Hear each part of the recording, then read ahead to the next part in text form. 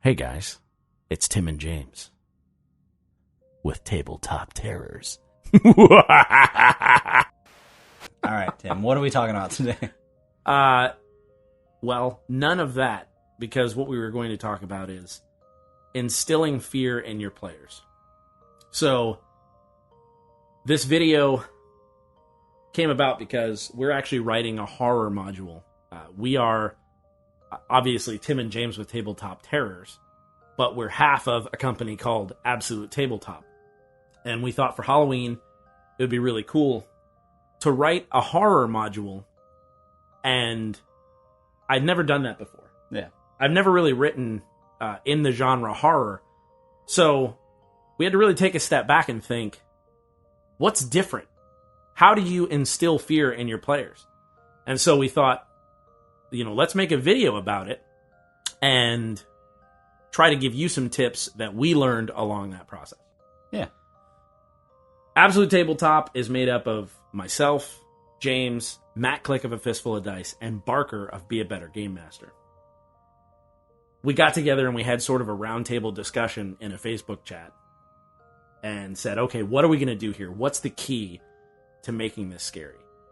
And Barker, I think, had just choice advice up front. And that's the point of this little campfire charade here. He said, so step one in trying to instill fear in your players is instill fear in your players, not their characters. Exactly. Change the atmosphere, change the vibe, change the mood. So we thought it would be interesting to see, okay, let's do a video with different lighting like this, because it immediately changes the mood and the tone. Exactly. So do that around your gaming table. Dim the lights. Talk quieter. Change the way that you would normally do something. And so already changing the tone of the environment and, trying to do it a little differently is step one. Exactly. Take, the common knowledge of your players, where they come to your house and they eat pretzels and they sit in the, the light and they get up and open the fridge and get a beer, whatever it is. It's like, no, everything is different. Now, outside of the game, they realize things are different, so it begins to bleed into the game where things are different. The other important thing about this, though, is the social contract, is everybody has to be on the same page here. If you're running a horror adventure, everybody has to know you're running a horror adventure. You all have to talk about that beforehand, because, that's an important step, is if the guy's going to come in and somebody's going to come around the table and constantly making jokes, it's going to Exactly. So you got to realize what you're in for. But. And I've been in a situation before, like in a haunted house or something like that, where there's the guy who's like, I'm not scared. And it's like, if you don't have that social contract, like James was talking about, what can happen is one person can ruin it for everyone. Exactly. Where it's like, if you're all agreeing, hey, tonight, let's just get a little scared. Let's try to make it a little more spooky. Let's make a social contract, like James is saying, where less jokes, we put the phones away, and we really try to keep this singleness of effect, like that Edgar Allan Poe style, one sitting, we go through, and we try our best to just say, let's try to create a sense of dread and suspense. Exactly. So yeah, I'd say that would be step one, is the social contract that everyone's in for this, and also do little things to change your environment so that it's different for the players, not just the characters. Exactly.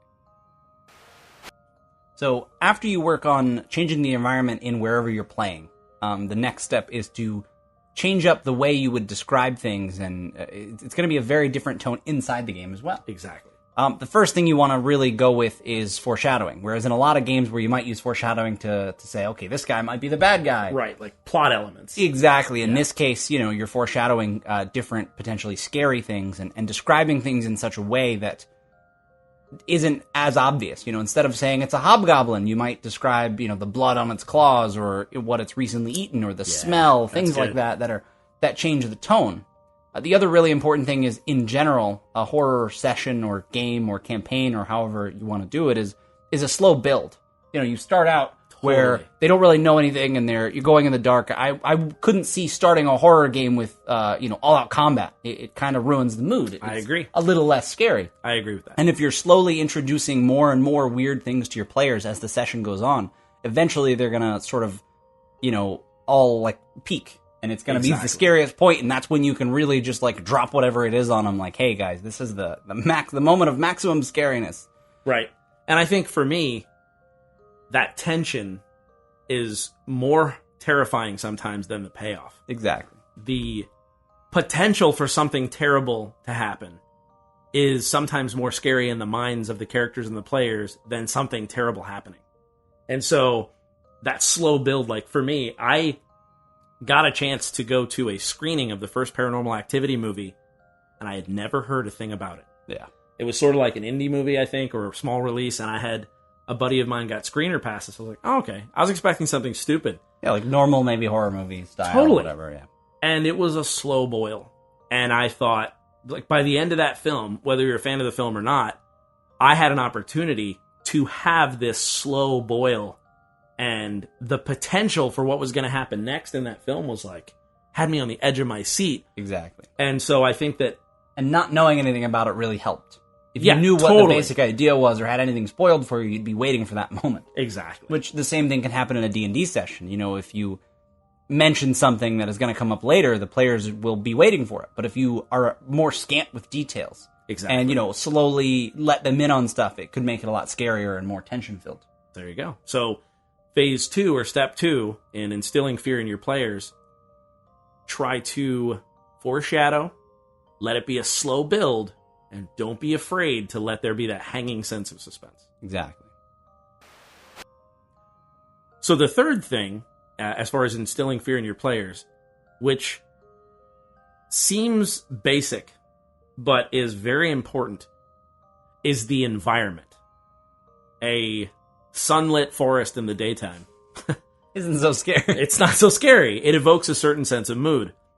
So does a dark forest in a rainstorm. There are a reason why there are horror tropes. And don't be afraid to play on those tropes in the environment. So we were writing, as I mentioned, we were writing the adventure. It's called The Horror at Misty Meadows. And so what we wanted to do is take players through a series of environments that by themselves could be scary. Mm-hmm. So change the tone a little bit from, okay, you approach a town. Well, we decided, okay, our town is going to be abandoned and covered in fog. So already by doing that, you're creating a sense of mystery and I think more suspense in that environment that's like, wow, this creates a sense of the unknown. What could be in this fog? Why is the town empty? Exactly. And then we take it through to a couple of different locations. We do... The town is famous for these tar pits. And so we thought, when the players come upon these tar pits, we don't want it to just be a safe, here we go, it's a bridge across the tar pits. So in the module, aside from the threats that we won't mention here, there are a bunch of rickety bridges. And the players need to cross these tar pits because the bridges themselves are dilapidated and exactly. not working. So that's different. Again, the environment is more horrific. Exactly. So, absolutely. And so that's really something that, again, it sounds basic, but just choose the tone and choose the environments in which you place your players. And, it could even be as simple as make it night. If the adventure was going to be set in the day, make it night. If it was going to be clear skies, make it stormy. Use those tropes to your advantage and make sure that the environment lends to discomfort, and challenges and things like that. We finish it up in these mines. We won't tell you what's in the mines, but we decided to make the mines more unique than just, okay, and you go in the mines and there's something in there. It's like, no, we decided to make an entirely different environment that we think you're really going to dig. So also don't be afraid to kind of break the boundaries and do something very unique. Like if it's a swamp or a bog or something like that, say, what if all of a sudden this particular swamp or bog is just extremely cold because it's haunted or something. Like, Yeah. add elements that don't necessarily fit inside the trope, but make it difficult to comprehend and more dangerous. Exactly. So another thing you can really do, and this one is simple and honestly doesn't just apply to horror games, is use monsters that your players aren't used to seeing. Yeah. Flip open the monster manual and find something really crazy and dangerous and scary, more so than, bugbears or a rust monster. There are certain things that players, while they might be very strong and have really cool abilities, aren't necessarily the most, fear-invoking. So choose monsters that are, crazier or a little less commonly seen, and like I said earlier, don't come right out and say exactly what they are. Describe them, at different parts, especially if the environment has fog. You see a large, lumbering form run by, or you begin to smell the rotting flesh, or just their whatever it is. Yeah, but pick something and instead of saying, so now you're surrounded by hobgoblins, or now a werewolf is stalking you. It's like, make it sound as though it could be anything. The players are going to begin building in their minds, like, oh man, what could it be? This thing's got sharp claws, dripping with blood, it smells terrible. And then finally, when the reveal comes, that will have a lot more impact then. And in front of you, you see this big monster. No, yeah, and totally, I think. So, something else you can do, obviously you can use... Don't forget that if your players have never faced a vampire spawn, it's going to be interesting and unique to them. Yeah. I fought an owlbear in a session once, and I had never done that. So it was a really interesting experience for me as a player, which seems like, what? As many games as I played, I just never fought one. I've seen them in books all the time, and the same can be said of skeletons and I've never fought a skeleton. Neither have I. I've never fought a skeleton either. So it's one of those things where don't be afraid to use more common... Oozes, yeah. Yeah. Or if you have, and your home group has fought those kinds of things, and maybe you use them in a non-horror atmosphere. Yeah. Go for things like James said, flip through. The gibbering mouther. Oh, man. That thing is crazy. So imagine if in the freezing swamp or bog that I talked about before, as they're trudging through, imagine if one of the players puts their foot in the mouth of a gibbering mouther and wakes it up. Yeah. That's a horrific scene, and it's a monster that probably a lot of players haven't faced. Oh, yeah. So, yeah, choose your monsters in such a way that they're also scary. As basic as it sounds, it'll make a big difference. So the final thing, and this is a lot more esoteric. This is a little more something you can shoot for, but there's not really an easy way to do it. Yeah. For me, something can be very horrifying when you take away what is normally considered logical and good. Mm-hmm. And here's what I mean by that. By and large, in most societies, most people are generally good. And if they're not generally good, they're not trying to kill you. If you take away that baseline, that most people are generally good and that things usually work out, then you can create a sense of terror.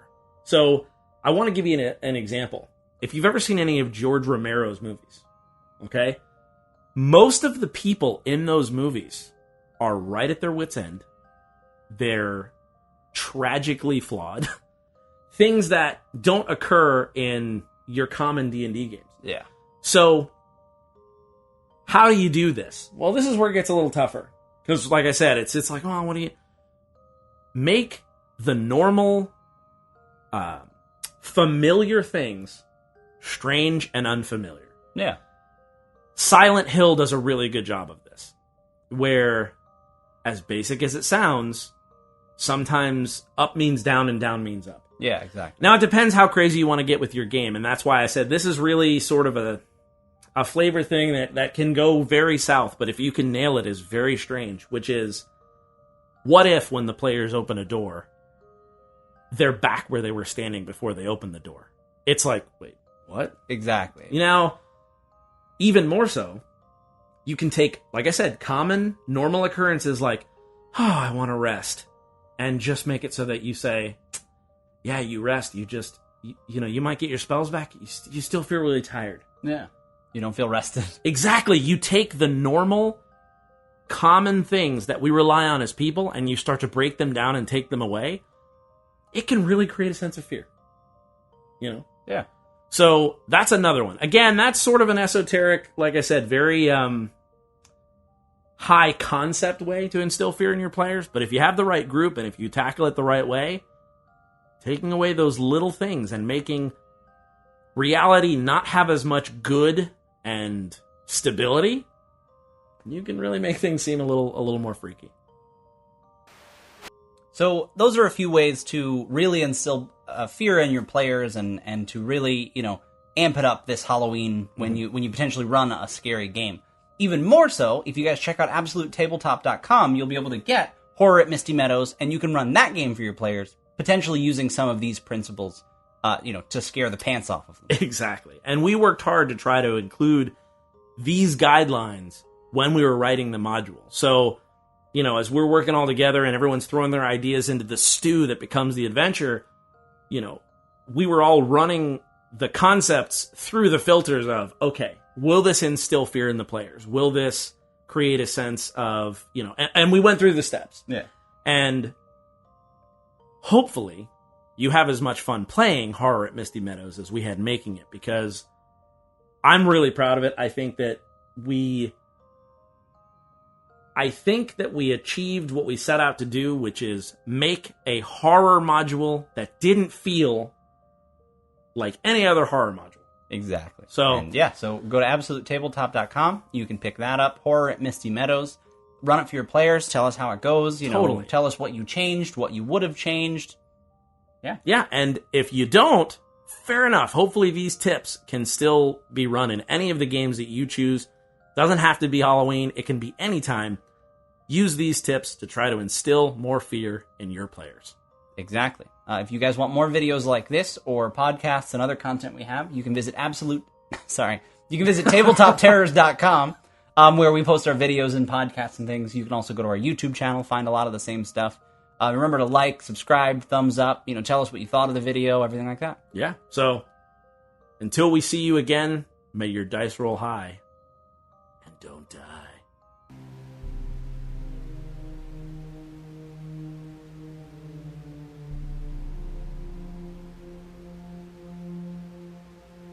And we're coming at you today. Why do we always say coming at you? We also say, no, coming at you is probably the stupidest thing we say. Yeah. Coming at you from every side.